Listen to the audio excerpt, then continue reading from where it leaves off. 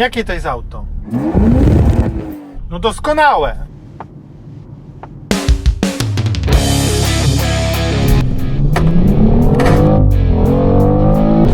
Najlepsze jest to, że przy 190 ja wciskam gaz i mnie wgniata cały czas w fotel, nie?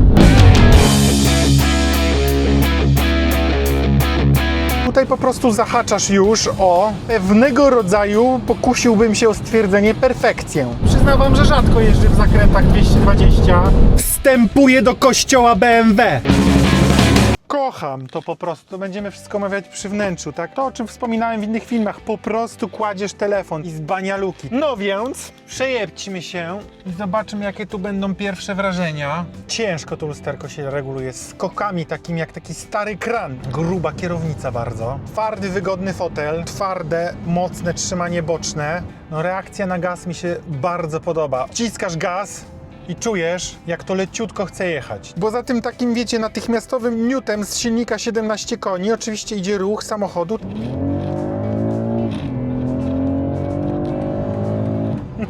Powiem wam, że wspominam Q8, e-tron, 100 koni więcej. Te auta tak samo przyspieszają, natomiast jaka tu jest zabawa z dźwiękiem.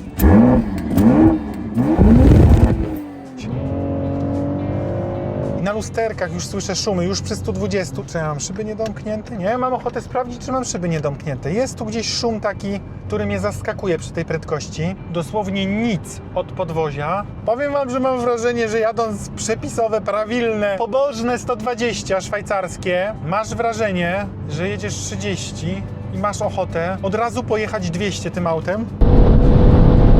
No więc cóż, trzeba się będzie wybrać do sąsiadów, no bo jeździć tym autem 120 to aż się odechciewa. Fajnie, że to światło LEDowe, to i to, ono jest jednolite i to nie jest niebieskie światło, pozytywnie nastraja, bo to jest takie słoneczkowe światło. To auto również cierpi na przypadłość współczesnych samochodów, czyli na samo rozładowywanie się. Zdarzyło mu się stać 3 tygodnie i był kompletnie rozładowany. Więc trzeba mieć to też na uwadze, że to się zdarza nie tylko Toyotkom, nie tylko Fordzikom, ale i Betkom również. Teorie są różne, tak, że to się oczywiście łączy aplikacją, GPS-em, że samochód jest cały czas podpięty pod internet i to zżera baterię. Na pewno tak jest. Bardzo fajnie działają matrycowe lampy. Ma bardzo dużo tych bloków świetlnych. One się płynnie włączają i wyłączają. Nie jest to mryganie. Troszkę wcześniej to doświetlanie zakrętów moim zdaniem mogłoby się mi włączać. Zobaczcie, ile on doświetla z boku. Nie?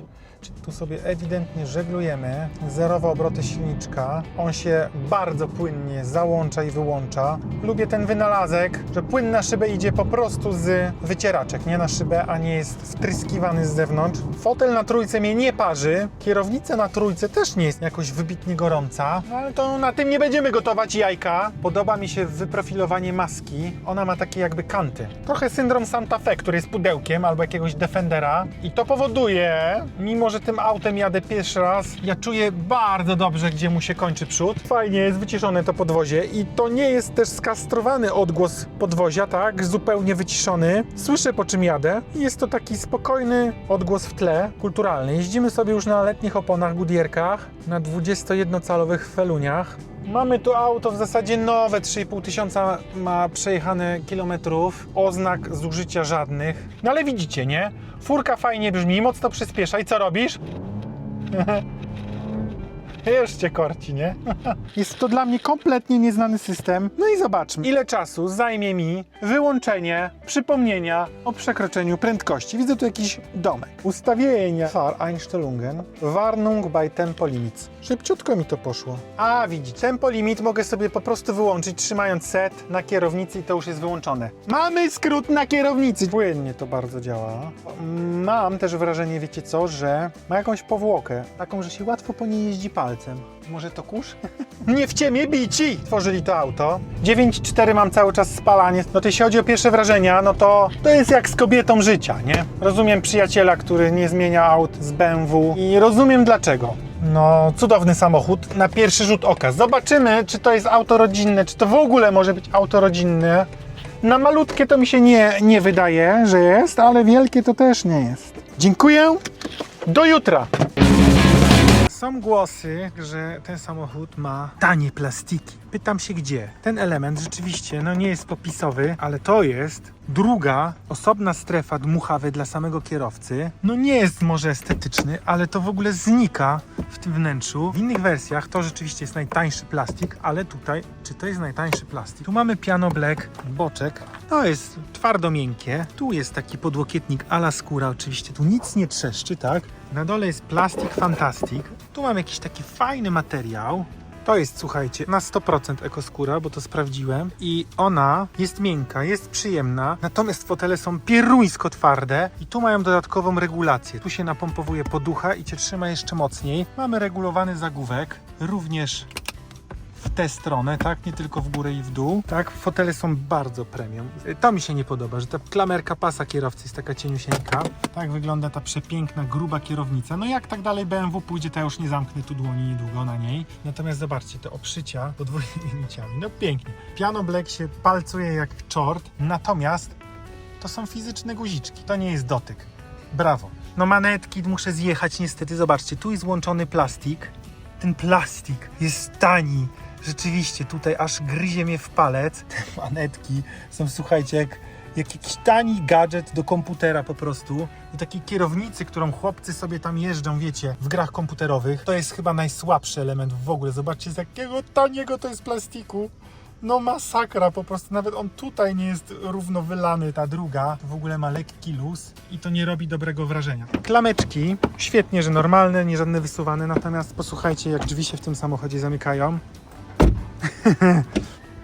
To jest dramat. O dziwo, te tylne troszeczkę mają kulturalniejszy odgłos. Co mamy tu z tyłu? W zasadzie mamy to samo. Wygląda na twardy, tani plastik, a to jest miękkie. Tu mamy też z jakiegoś koloryzowanego plastiku, tak? Te uchwyty, one są solidne. Tu jest miękko, tu sobie spokojnie łapkę położymy. Tu wrzucimy jakiś drobiazg, ale nie telefon. Zresztą zobaczycie to. Tak, i takie same plastikowe tutaj kieszenie. To działa świetnie, zobaczcie.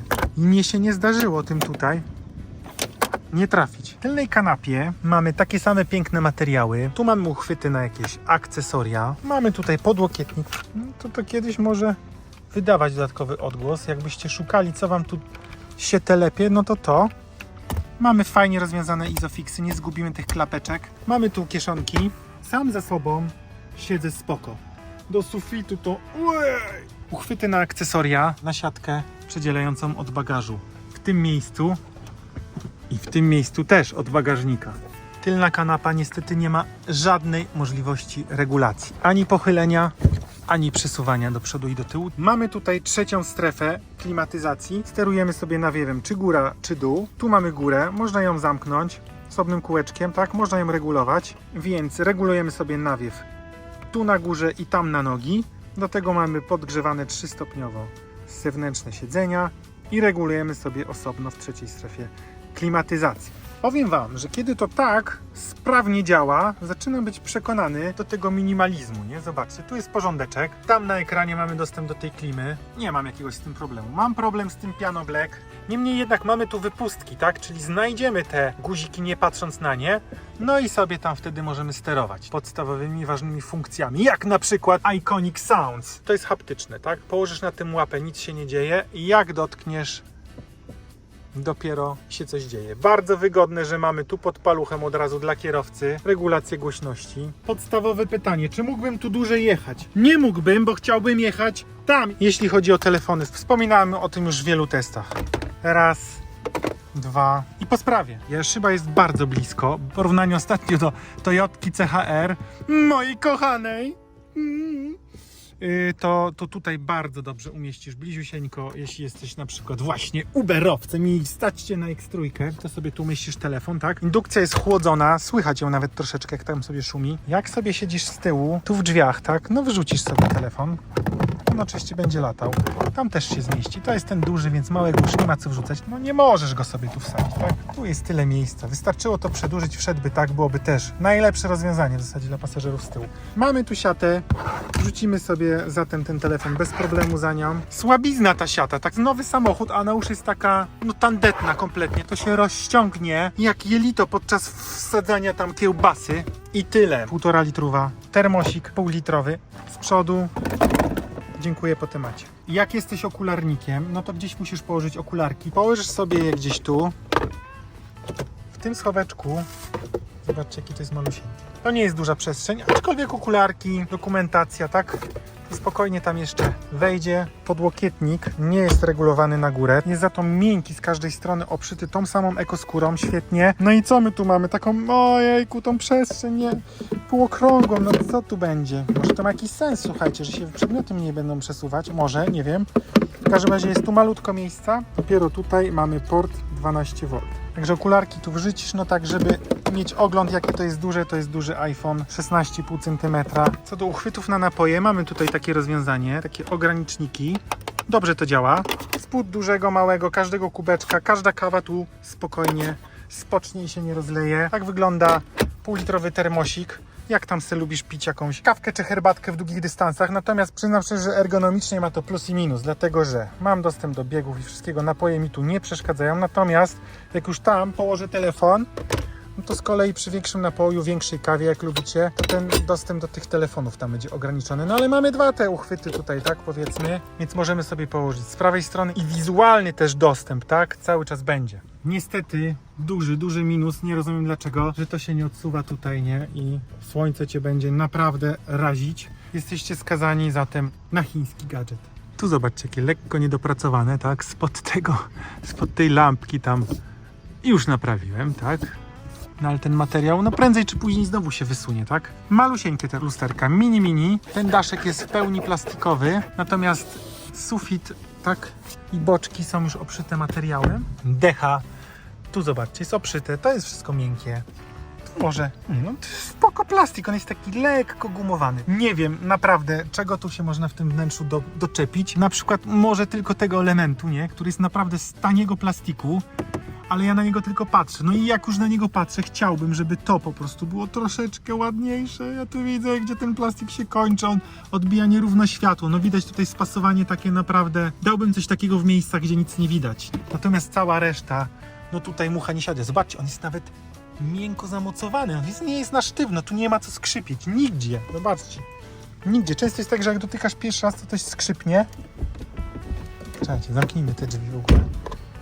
Nie? Tu jest raczej lekko elastycznie, ale nic Ci nie będzie skrzypieć. Rewelacyjne wnętrze, tylko z drobniusieńkimi niedociągnięciami. Tu mamy akcesoryjne gumowane maty, tak? Ze znaczkiem BMW. Co mnie troszkę dziwi w tej klasie, w tej cenie, że tu mamy manualne regulowanie kierownicy. Oj, panie, olbrzymio!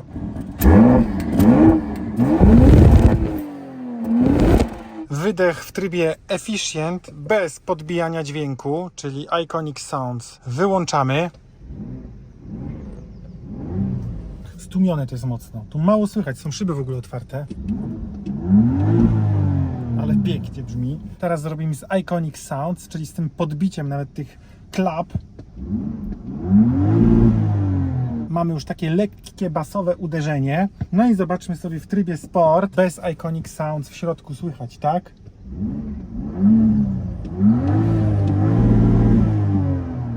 To nam podbija do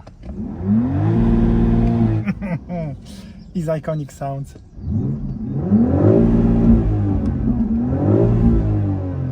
Bardzo ładnie to brzmi. Gest Scopa działa zawsze perfekcyjnie. Z lekkim opóźnieniem.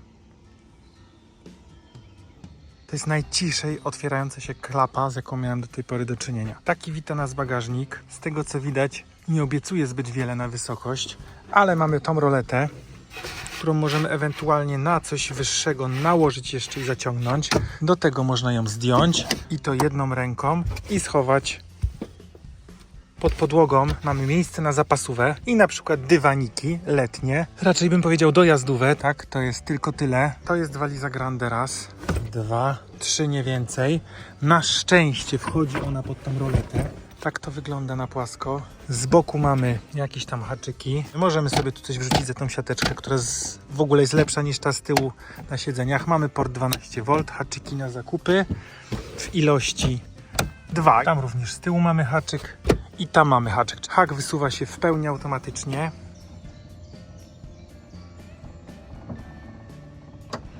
W pełni automatycznie chowa. To jest filcowane, czyli tutaj coś na rzep, jakąś akcesoryjną torbę też da się umieścić. Raz, dwa, trzy.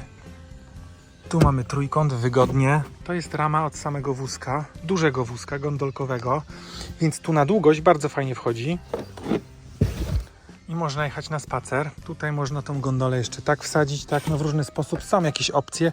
No to teraz przypomnijcie sobie Toyotę CHR, gdzie taka walizka, przez to, że bagażnik był po prostu głęboki, wchodziły sobie takich walizek raz, dwa, trzy, cztery na wysokość. No to tutaj trzeba by roletę zdjąć i wtedy też wejdą. Natomiast raz, dwa, trzy, cztery. I co jest bardzo dobre, zobaczcie tu. Pion. Jak pozbawimy się rolety, nie będzie dramatu, można bez niej jeździć. Bagażnik jest gruby, jest wyciszony. I tu mam uchwyty na akcesoryjną siatę do wieszania. Wtedy możemy się tu zabezpieczyć. No i sobie możemy jeździć wtedy z takim bagażnikiem. A to dla porównania jest waliza Grande, która wchodzi cały czas w pionie. Co mam powiedzieć? Szkoda, że to jest tak wysoko. Montowanie rolety. Cyk, leciutko jedną ręką. Estetyczny, fajny materiał. I przyznam szczerze, że to się mało gnie przy jakimś uderzeniu. Nie tak łatwo puści ta roleta, więc utrzyma nam tu bagaż. W razie co? A tak wyglądają saneczki. W bok to nawet po całości. Natomiast w długość saneczki nie wejdą tutaj na długość. No więc słuchajcie, jeśli ktoś zastanawia się nad tej wielkości SUV-em, na pewno już myśli o tym, żeby przewieźć tu dzieci. Obydwa fotele są ustawiane już pode mnie. Pode mnie to znaczy, że ja tu mam jeszcze miejsce na nogi, schowek i jeszcze jak się docisnę, to otworzę. Mogę tak jechać. To samo jest za kółkiem. No to niestety, nie? Zobaczcie. No smuteczek, no kurde, po prostu. Złoszczę się, bo lubię to auto. I może bym nawet kombinował, żeby je wymienić. No ale Santa Fe mi to nie zastąpi. Santa Fe to jest autobus po prostu. Nawet X5 mu nie dorównuje. No i mamy tu taką sytuację, że jak ja mam wygodnie, nie no, wchodzi tu fotelik, tak? Tylko, że to dziecko jest w takiej pozycji, w której nie powinno jechać, zwłaszcza malutkie. Czyli dopiero muszę zabrać sobie trochę komfortu. Dopiero teraz jestem w stanie tu dojść do tego uchwytu, rozłożyć tak na bardziej płasko, ale to jest walka, bo ja tutaj paluchami w te plastiki, nie? No nie ma tu miejsca na takie zabawy. Po prostu, no z dwójką małych dzieci będziesz miał tutaj udrękę. Załóżmy, że tutaj siedzi mama z tyłu, tak? Jest z dzieckiem. I co robisz? No musisz obrócić fotelik i co?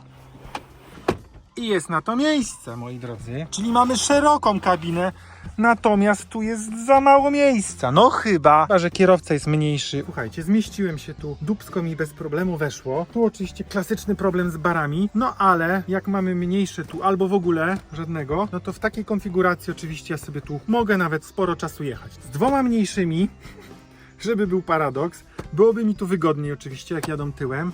Jeśli jadą przodem, nie mogą jechać przodem. Natomiast z dwoma takimi fotelikami, no już bym tu po prostu nie wszedł.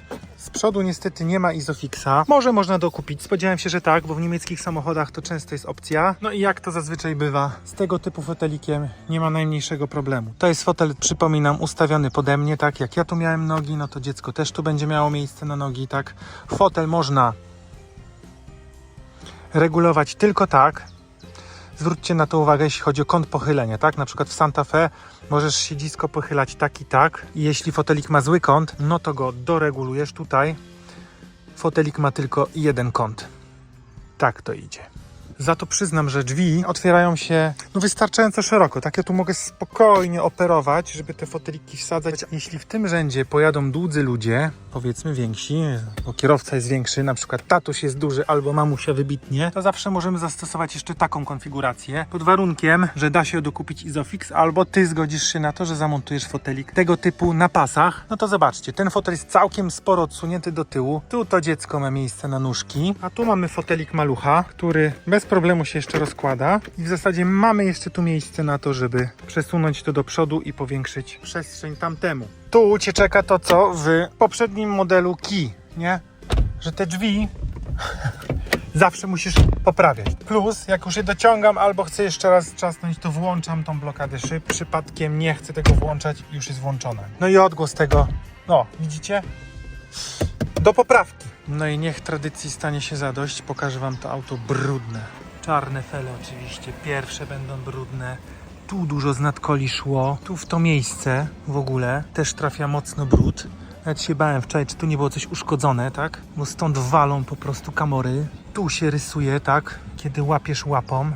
Tak to wygląda na tym pięknym piano black. Przypomina mi, że wyszedłem z kluczykiem z samochodu.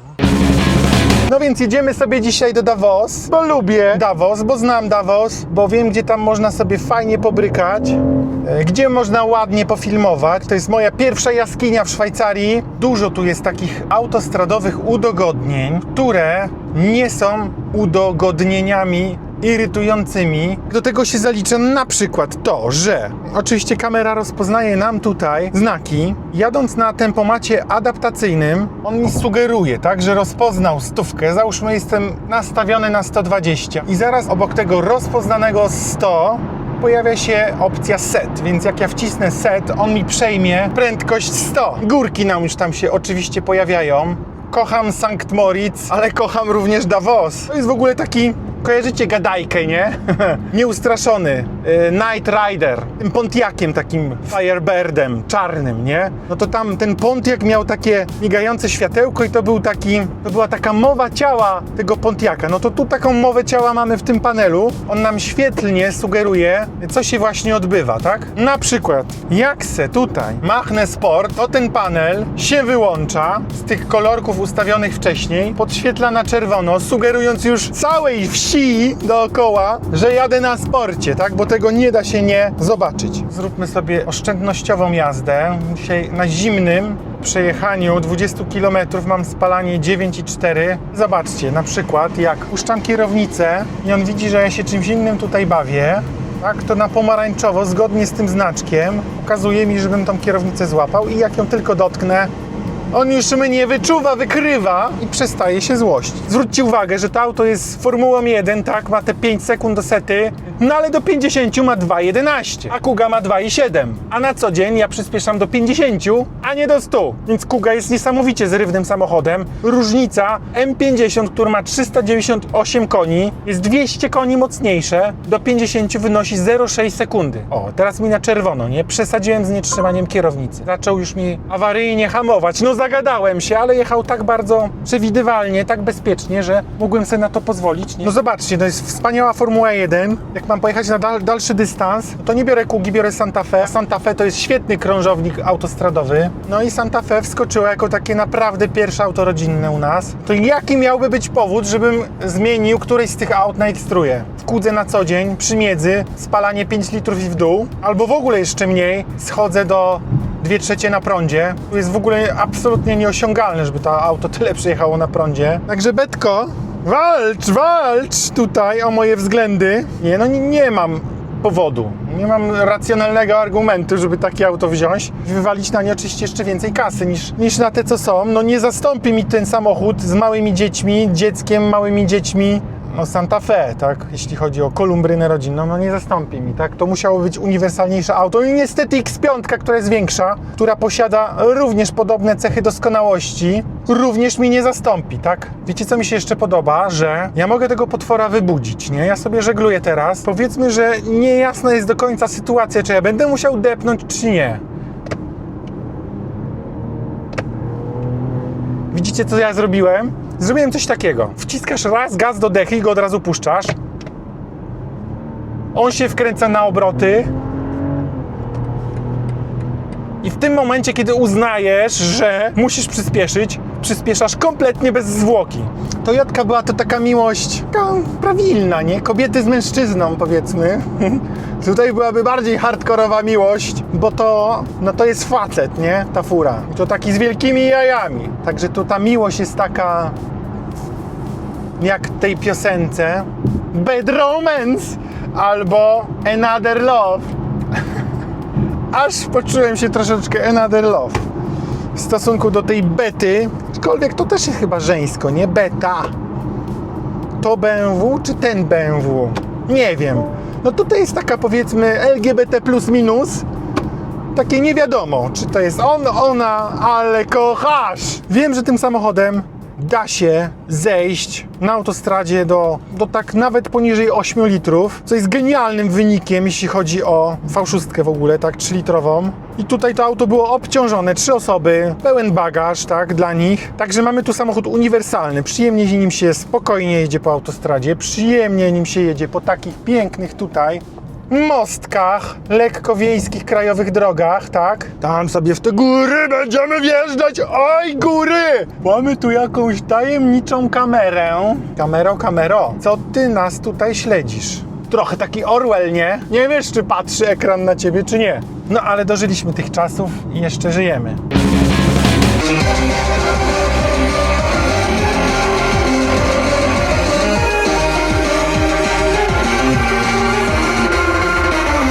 Co do audio, drum and bassiku sobie posłuchałem, własnego kochanego. Bardzo dobrze czuć, że tylne głośniki to nie jest takie na doczepkę, bo tu przestrzeń w tym aucie jest taka, nie? No i co? No i gra to. I to gra to tak, że jak dałem na maksa, to było zbalansowane.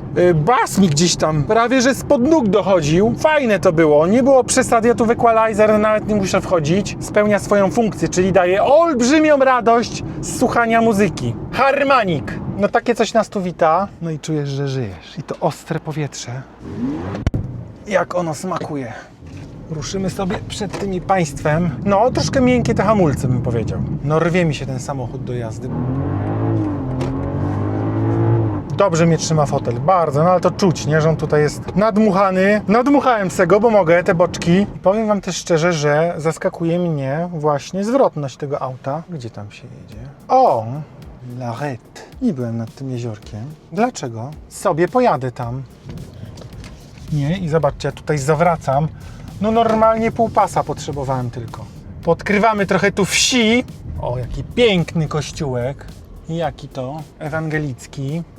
Zobaczcie, jakie pradawne chaty. I tu mieszkają ludzie, bo tu parkują auta. No, przenieśliśmy się znowu w czasie. To jest Jezioro Czarne, jest pomostek. Wyjdziemy sobie. No i teraz na przykład nie, Santa Fe, no już by się tu dygał, czy ja tu nawrócę. Natomiast nasza betka łamie się bardzo, bardzo pięknie. I totalne zadupie. No, sprawdzamy offroadowość naszego BMW. Powiem tak, bunkrów nie ma, a może są. Jak to cichutko tu pracuje. Tu jest tak dyskretnie, przyjemnie. Roztopy tu są jeszcze. Uwielbiam te lasy tutejsze, iglaste. Liściaste mnie w ogóle nie robią lasy. Nic nie stuka, nie puka, tak? A tu takie dziury doły. No w każdym razie, zobaczcie, chodźmy sobie naszą beciną nad jakieś Jezioro Czarne. Co my tu mamy? Zimno tu jest. Kurtka potrzeba. Odkryłem Jezioro Czarne, ale po mostku nie odpuszczę. No, że ja dzisiaj będę łaził po śniegu, to bym nie przypuszczał. Zaliczam pomostek nad Jeziorem Czarnym. Ale powietrze, jakie tu jest ostre powietrze. Zobaczcie, jaka jest duża tarcza z tyłu i jaka ogromna z przodu. Szkoda, że nie wentylowana. To by nam się dzisiaj przydało już. Lecim na Szczecin, czyli na nawóz. Auto hold działa kompletnie niezauważalnie. A! Mamy pusto.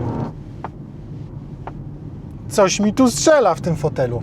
Oj, Dawosku, zdradziłem cię z innymi wiochami. Przepraszam. No więc to jest jezioro, tu normalnie już jest woda. Teraz widzicie, co tu się dzieje, tak?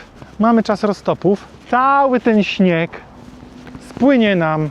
To jest właśnie ciekawostka, nie? Tam mamy to złote jajo. Ono się kiedyś nazywało Intercontinental. Teraz już się tak nie nazywa. Podobnie jak moja pierwsza jaskinia, czyli hotel Waldhus, który kiedyś był brandowany na Sheratona. Teraz się nazywa już Arabella. Cienka klamerka, powiedzmy, od pasa, nie przystoi wręcz. Tania, plastikowa, nędzna. BMW ucz się od Hyundai'a. Wymaga podkreślenia i uwagi, że skręcasz kierownicę, skręcają się nie tylko linie, ale widok z kamery również się skręca, tak? I sobie zaglądamy tam, gdzie jedziemy dupką w tym momencie. Fajne, no bo to jest takie interaktywne, natomiast ja uważam, że fajniej jest, jak widzę wszystko naraz. Szeroki kąt to szeroki kąt. Po co to wymyślać na nowo? Powiem wam, że w tym aucie czuję się ważny. Dlatego, że te wszystkie systemy uznają, że ja jestem ważny. Nie są nachalne. Da się je łatwo wyłączyć, jeśli ja tak zdecyduję, bo ich nie chcę. Gdzieś tam albo coś lekko najpierw się zaświeci, nie będzie ci od razu pikać. To jest wszystko pode mnie, tak tutaj zszyte, skrojone. Przejeżdżamy sobie koło Davos-Dorf, teraz jest tutaj. Stacja kolejowa pierwsza. A potem jest druga stacja kolejowa, Davos Plac, tak? I tyle mamy tu stacji kolejowych. Ruch już jest w Davos od paru lat jednostronny, czyli tam jedziemy w prawo, a tamtędy wracamy. Davos jest ogólnie, jeśli chodzi o architekturę, jednym z najbrzydszych w ogóle szwajcarskich miasteczek, takich górskich kurortów, bo tu panuje najzwyczajniej w świecie eklektyzm architektoniczny. Tak, tu są te betonowe hotele, kloce, To wszystko jest brzydkie, po prostu. Piękny jest za to Klosters, który jest pod Davos, bo tam już są skośne dachy, alpejskie chaty i to wszystko jest utrzymane w jednym stylu. Natomiast no tu widzicie, jak to wszystko wygląda, nie? Jak taka jakaś dzielnica Curychu. Tu przejeżdżamy koło hali kongresowej, tak, słynnej. Chociaż te główne spotkania odbywają się w Złotym Jaju, no to tutaj oczywiście też bardzo dużo w centrum kongresowym wykładów, spotkań, prelekcji się odbywa. O proszę, to był autobus, który jedzie do Laret. A byliśmy w Laret, bo w Laret odkryłem Jezioro Czarne. Hotel Belvedere, bardzo stary, jeden z pierwszych hoteli w ogóle tutaj. Polecam również ze strefą spa. O, salon Rolexa. To jest jedna z niewielu firm na świecie, która nie uległa presji rynku, nie zeszła z jakości, aby produkować więcej, tylko po prostu produkują tylko ile się da. I to jest prawdziwa legenda. Davos to nie tylko wesel.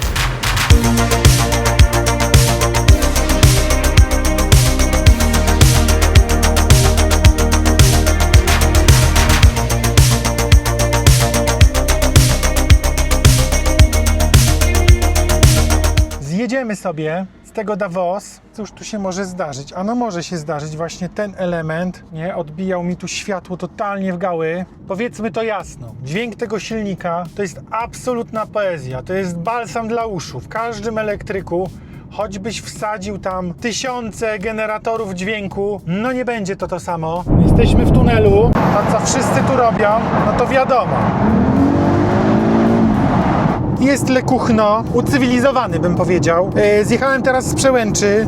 Chyba się ten fragment nie nagrał do cholery jasnej. W każdym razie była taka sytuacja, że na zjeździe, nie, na serpentynie, mocno w dół, kolega, przyjaciel przede mną pozwolił sobie wyprzedzić tira i ostro potem hamować przed serpentyną. Natomiast tutaj muszę przyznać, że te hamulce to chyba będzie najsłabszy punkt tego całego układu jezdnego. Dlaczego? Dlatego, że jak zjeżdżasz mocno w dół, z gór, to czuć limit tych hamulców ewidentnie. To jest ponad 2 tony na drodze w tym momencie ze mną i zrobił mi się kisiel pod pedałem hamulca w którymś momencie i to auto już prawie nie hamowało, więc na zjazdach nie szarżowałbym bez dokupienia tutaj przynajmniej wentylowanych tarcz z przodu, a już w ogóle do tej mocy silnika i do tego zawieszenia no to zdecydowanie tu musi być ceramika. Te hamulce są po prostu za słabe. Do cywilnej jazdy wystarczą. Raz, dwa, ostrzej zahamujesz, wszystko fajnie. Natomiast jestem 100% pewny, że te zwykłe stalowe tarcze, mimo że są duże, zamienią się w kisiel po prostu na takim zjeździe jak ten i możecie wylądować poza drogą.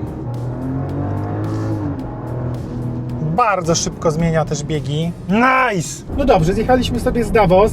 Bardzo było miło, drogie BMW. Podsumowując dzisiejszy wypad, powiem tak. Mam wrażenie, że jest to BMW M, które mógłbym mieć. Dlatego, że odstraszało mnie od BMW tego typu ich wulgarność. Natomiast to auto jest jak odsolona morska woda. Jest już pitne dla mnie. Jest pozbawione wulgarności. To jest auto z klasą. Naprawdę, dlatego też czuję, że kiedyś coś takiego będę musiał pójść. Pozbawione pewnego przesadyzmu na przykład, nie? Jak w tych już okarbonowanych M3 i tak dalej. Jak ktoś lubi, to oczywiście lubcie sobie. Ja takiego czegoś nie lubię. Nie lubię dyskoteki. Myślałem, że to wnętrze będzie dyskotekowe. Nie jest dyskotekowe. Tak jak ci się wydaje, że jak jedziesz na skuterze w Wietnamie, to znaczy jak patrzysz na skutery w Wietnamie, nie? Na to morze tych skuterów, to ci się wydaje, że to jest chaos. Dopiero jak wsiądziesz, przejedziesz się na skuterze, to rozumiesz, że aha, długie pikanie, krótkie pikanie, tak? Klaksony, że ci ludzie się komunikują, że to wszystko ma sens. Tak samo tutaj. Że te lampki to nie jest dyskoteka, to się ze mną komunikuje, to mi coś mówi. Klasa! Chyba złapę się tchórzołapki, bo sam zaczynam się bać własnego temperamentu.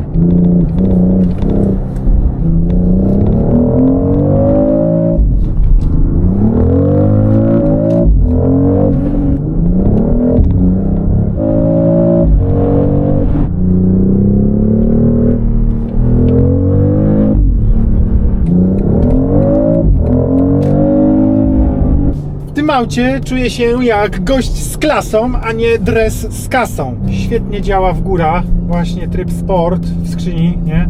Ona mnie sama zhamowuje biegami. No nic nie muszę robić, tak mam manetki na lepotce, jak on sam to za mnie robi. To ma sens, bo ten silnik jest spory i on jest w stanie, to dwutonowe auto, bez problemu schamować na takich sporych zjazdach, nawet jak ten. To troszkę tak na pocieszenie, jeśli chodzi o te, dla mnie naprawdę słabe hamulce. Tutaj najbardziej pasuje mi środkowy palec, nie? Zauważyliście? Jakbym miał w jakiś sposób zdefiniować słowo przyjemność, to bym powiedział BMW X3 M50. Wstępuje do kościoła BMW. Czy ja sobie tu mogę kamerę odpalić? Ale na przykład, no ja już nie wiem, czy ja tam walnę w to drzewo, czy nie walnę, nie? Zobaczcie, mam taką sytuację, nie jestem przyzwyczajony do tego samochodu. Jakoś tu muszę podjechać. Cóż, tu ja mogę. Z prawej strony sobie włączymy, no ale on tego drzewa nie widzi, tak? No, fajny bajer, ale jak zwykle nieprzydatny. Aż sobie wyjdę, pokażę wam, jak to wygląda. Tak wygląda tu, a tak wygląda tu. Czyli wiatr, trochę o korzeń zahacza. No ale to jest niewidzialne drzewo. O! Odnalazł drzewo, nie? Dopiero teraz. Ale zwróćcie uwagę, że to jest naprawdę bardzo blisko. Nie, przeszkody. Naprawdę bardzo blisko. To jest jeszcze nieciągłe pikanie. Czyli nie ma tutaj zbędnej paniki. Tak, jesteśmy od przeszkody. I on tu jeszcze nie robi pi, pi, jak nie powiem w jakim aucie, które sprzedałem niedawno. Że się z garażu nie dało wyjechać. Otwierając drzwi, zobaczcie, one są, taki mają tu wystający kant. Normalnie przypierdzieliłem se w łeb. Masakra, akurat na wysokości oczu. Każda ryba lubi wodę. Pojedziemy sobie do Rajchu, do ojczyzny tego autka i zrobimy próbę autostradową. No i zobaczymy, jak rybka czuje się w wodzie. Możemy sobie wiele rzeczy ustawić. Kierownica na sporcie, nawet możemy sobie ustawić zawieszenie na sport i powiem szczerze, że już zaczyna być twardo i auto podskakuje jak piłeczka ping-pongowa. Można tu mieć naprawdę sportowo Far Dynamic, czyli dynamika na Sport Plus, układ kierowniczy, zawieszenie na sport. No i zobaczymy, jak mi się jeździ. Już mi trochę niedobrze tak się twardo zrobiło. Tu jest ważne, żeby dać wszystko na Sport Plus. Zobaczmy sobie, co ta beta nam tutaj zaprezentuje.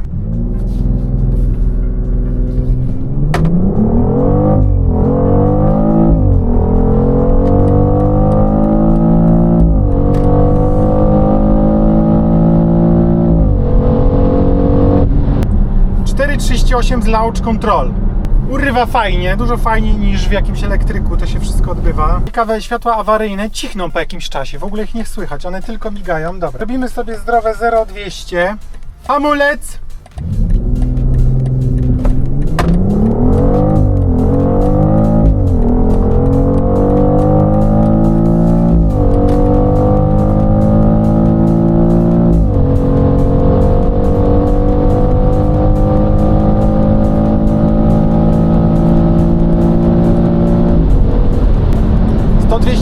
sekund z hakiem, do 140-160 jeździć tym autem całkiem cywilnie, powyżej 180.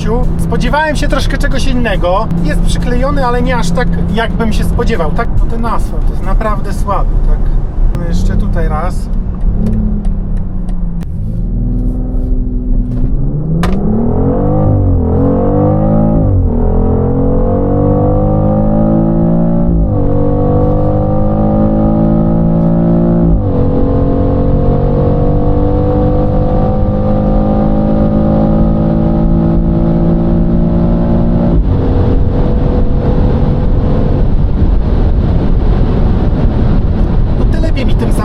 Podoba mi się to.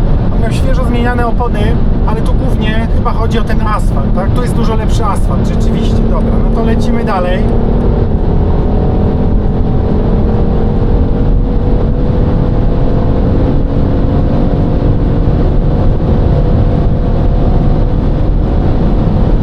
Mieliśmy sobie do 250, natomiast ta elastyczność tego silnika, nie? Tego napędu, no to jest jakieś cudo po prostu. No nie no, umówmy się, jedziemy sobie po krętej autostradzie 220.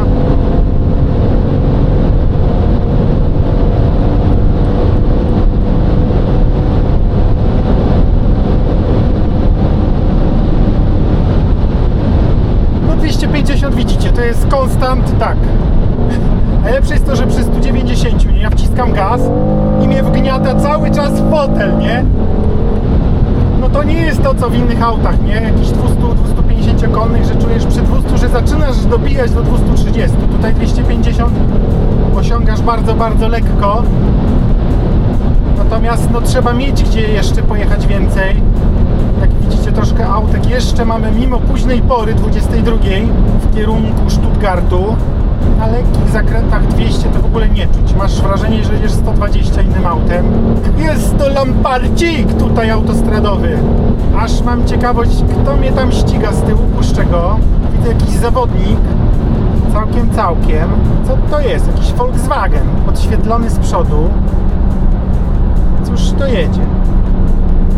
Tiguan nas tak goni. No czy tu coś trzeba dodawać, tak? Cóż jeszcze powiem, no auto zachęca do szarżowania, więc poszarżujmy. Jedna rzecz mi się nie podoba, którą zauważyłem. Mianowicie jak masz włączone matrixy podczas jazdy szybkiej, fajnie, że tam sobie świecą i tak dalej. Natomiast na autostradzie podczas szybkiej jazdy zdarzają się sytuacje, że widzisz, że ktoś zamierza nagle zmienić pas i zjechać tobie na ten mocny, więc mrygasz mu, tak? Co się dzieje pierwsze, kiedy to zrobisz? Wyłączają się matrixy najpierw, czyli nie ma mrygnięcia. Dopiero potem drugi raz musisz mrygnąć, dotknąć manetki, żeby cokolwiek mrygnęło, tak? Widzicie, nie? Jadę dwie paczki, jedną ręką trzymam kierownicę i tak naprawdę mógłbym se tak jechać, natomiast wiem, że bym se na pewno nie schamował, gdyby mi wyjechał tir, bo te hamulce są za słabe. Więc umiarkowaną czuję tutaj przyjemność, bo jak wiecie, w ruchu kołowym, jeśli jesteśmy w miarę przytomnymi ludźmi, to bardziej musimy uważać na błędy innych niż na swoje. Więc odejmuję to troszeczkę, no w skali do 10 za tą próbę autostradową i za to poczucie tutaj bezpieczeństwa odejmuję mu 3 punkty. Ale nie ma mowy o tym, żebyście mieli ochotę tym autem jechać 120, nie? Tak jak w Szwajcarii. Ja tam od razu poczułem, że tym samochodem trzeba wypłynąć na głębokie wody. Popcorn czuję. Czyżbym miał mu odpuścić już? Betka, czy ty pachniesz popcornem? No nie jest takie szaleństwo, co ja teraz robię przecież, tak? Jeśli jedziesz dynamicznie niemiecką autostradą, no to są częste sytuacje, że dajesz gaz w dechę i jedziesz po jakiejś wyprzedzance i znowu. Że ja tu coś czuję, to mnie troszeczkę dziwi. No ale dobrze, niech będzie. W skrócie powiem tak. Tu mamy poziom spalania, tak? Od tankowania. Przed testem autostradowym zrobiłem sobie. No i mi wyszło 12,7 i to się zgadza, tak? Bo miałem prawie 700, no 680 po zatankowaniu. No i ta próba autostradowa, tak? Jaki dystans zrobiliśmy? 200 km i spadło mi do 360, czyli 100 km nam zniknęło w grubej jeździe, nie? Natomiast strasznie mnie wnerwia, że ja muszę głęboko w menu wejść, żeby sobie sprawdzić, tak? Spalanie z tej jazdy, od tankowania i tak dalej. To powinno być z kierownicy, zdecydowanie. Zobaczymy, jak nam się to auto bujnie przy nagłej zmianie pasa.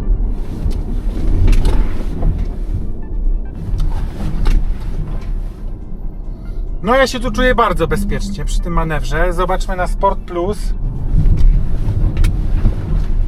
No jest duża różnica, przyznam szczerze, jeszcze pewniej. No tego zawieszenia nie zaskoczysz jakimś takim manewrem. Zróbmy to sobie jeszcze raz. Jedziemy sobie 50. No nie robi to na nim nic. Dobra, zróbmy z 60. Troszeczkę przód mi już uciekł, tak? No nie będziemy się tu na cywilnych drogach aż tak bawić. W każdym razie bardzo pewnie tu jest, tak? Zrobimy sobie również nasz ulubiony podjazd, znaczy mój. Zrobimy go sobie w trybie normalnym. No jesteśmy normalnym człowiekiem, powiedzmy, tak? I nagle mamy podjazd. Dla przypomnienia, dla tych, co nie oglądali innych odcinków, będziemy jechać z drugiej strony, tak? I tu będziemy skręcać i tu podjeżdżać pod tą górę. Tak? Tutaj większość zwykłych automatów po prostu głupieje. To jest wysoki podjazd. No i zobaczymy, czy ta skrzynia zgłupieje, czy nie zgłupieje.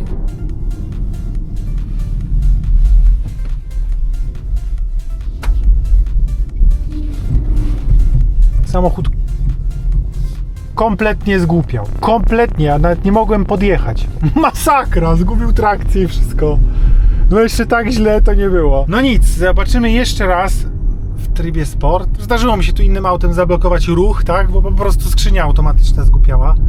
Ale żeby zgłupiała aż tak, on jeszcze przednimi kołami mielił w miejscu, nie dołączył tyłu. No, także na takim podjeździe włączajcie sport.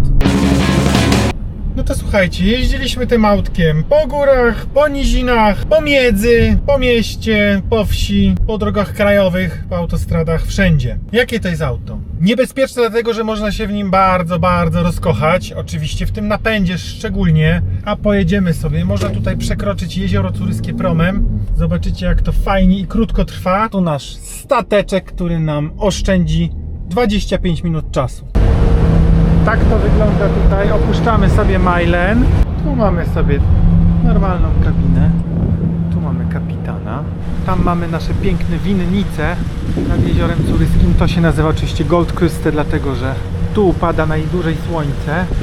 Tam mamy już Uetliberg. Takie to sprytne promy. One płyną dosłownie co 10 minut. No, to chyba czas podsumować sobie tą naszą BMW-cę. No bo co? Złe auto? No niezłe, nie? Na co tu można narzekać? Na to, że dałoby się tutaj małym wysiłkiem zrobić z tego auto, które nadałoby się jako auto rodzinne. Czyli przesuwana tylna kanapa, troszkę dłuższa kabina, bo jak ja tu siedzę, to za mną fotelik już tak ledwo mały. Co na przykład w naszym Santa Fe, no zapomnij, nie, że jest taki problem. Nie ma takiego problemu. Po prostu jest olbrzymia kabina, a wcale auto dużo większe nie jest. Głębszy bagażnik też by się przydał. No to co jest, no jakoś wystarczy, tak? I przydałby się Isofix z przodu. Zobaczcie w konfiguratorach, czy to jest. Wkurza mnie to, że mamy tu sporo takiej taniochy. Nie wiadomo skąd, że ta manetka tutaj pod spodem, nie? Ona tu jest łączony ostry, tani plastik. Co mnie jeszcze denerwuje, to to. Zobaczcie, jak duża jest powierzchnia lusterka, nie? Piękne jest to lusterko, ale ono nie do końca z mojej perspektywy jest wypełnione lusterkiem, tak? Tam jest kawał czarnego plastiku. Po co tak? Kurzają mnie drzwi, zamykają się nędznie, nie ma regulacji wysokości pasów. Dlaczego? To mnie też wkurza. No dlaczego tego nie ma? W X5 przesuwasz sobie i zasłaniasz się przed słońcem bocznym. Drobne jakościowe wpadki, nie? Jak na przykład za krótki tu materiał, że to w ogóle gdzieś zaczyna wychodzić spod lampki w nowym samochodzie.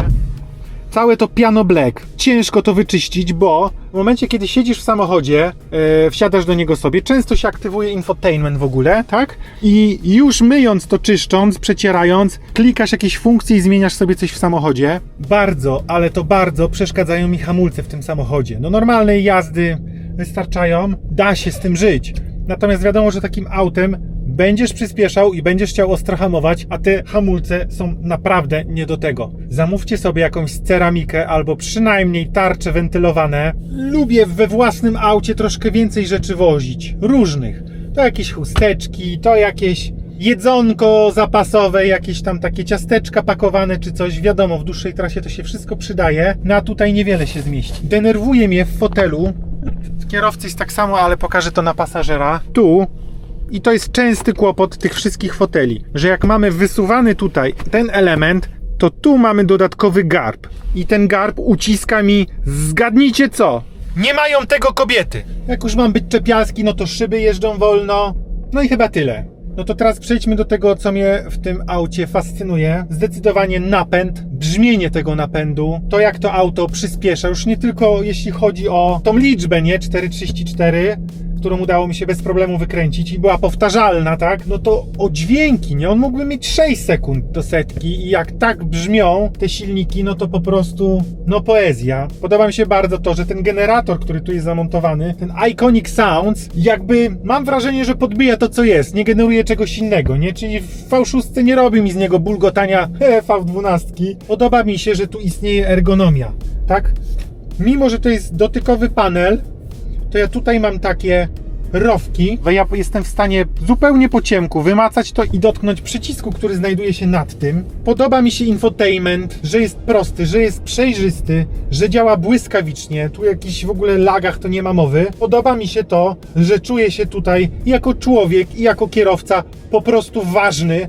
To znaczy, wszystko jest tutaj uszyte pod kierowcę. Dziękuję, do widzenia.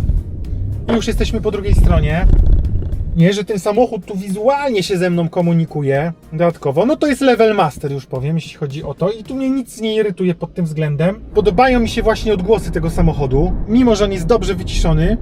tak, to ja z zawieszenia słyszę na przykład, że teraz jadę po mokrej nawierzchni, dodatkowo, tak, plus spalanie, tak, jeśli ja tu nie przekroczyłem 10 litrów w tym samochodzie, nie podbiłem mu średniej spalania do powyżej 10, bo z takiego pałowania, widzieliście, z próby autostradowej 12-13 to oczywiście będzie, no musi V6 swoje wypić, ale jeżdżąc normalnie, ten samochód mieści się w takich zdrowych 9 litrach, jest ok, to ma 65 zbiornik. Tego, jak wiecie, nie? Na przykład na przeziernym wyświetlaczu, jeśli przekraczam prędkość według tutejszego tacho, to najpierw zapala się biała liczba na czerwono, a dopiero potem pika, a jak już nie chcę tego pikania, które jest nawet całkiem dyskretne, wciskam se tu. Asystent uwagi działa prawidłowo. Jeśli byłem mocno rozkojarzony, gdzieś tu czegoś szukałem na tempomacie, on naprawdę dopiero wtedy dał mi znać, że ja mam uważać. Gdzieś tu też coś się zapaliło. Fajnie, nie? Bo to jest jedna rzecz mniej, którą musisz kliknąć i wyłączyć. W Santa Fe, którym też jeżdżę na co dzień, no to muszę dwie rzeczy wyłączyć, tak? Ten czujnik, po prostu ta kamera badająca, gdzie ja patrzę, jest wściekła, a tutaj ten problem w ogóle nie istnieje, czyli jedyne, co wkurza w tym samochodzie, no to przypomnienie o prędkości, klikasz sobie na kierownicy, jedziesz. Podoba mi się audio, aczkolwiek już po kilku dniach jeżdżenia uważam, że no miesza tutaj troszeczkę ten surround, bo rozmydla to wszystko, wydaje się wow, ale potem jak ten surround wyłączasz, to audio wcale nie jest jakieś takie na pewno nie przebija Bose z Santa Fe i na pewno przebija Bang & Olufsen z Fujitsu mojego ukochanego, którym też jeżdżę na co dzień. Więc jest to tak wypośrodkowane, porządne audio z mocnymi głośnikami również z tyłu, czyli se tu możesz ustawiać, nie? Jak to ma ci brzmieć, tak jak lubisz. Podoba mi się bardzo, że mamy tu dwa w jednym, czyli masz napęd zupełnie cywilny, płynniutki po prostu, cichutki, tego silnika prawie gdzieś tam mruczy, nie? W pewnym momencie nie słychać. Natomiast jeśli masz ochotkę, to se robisz to. Nawet bez tego, słuchajcie, jestem na tym efficient. No i jak potrzebujesz, to masz tutaj to. A jak chcesz poszaleć, to robisz to.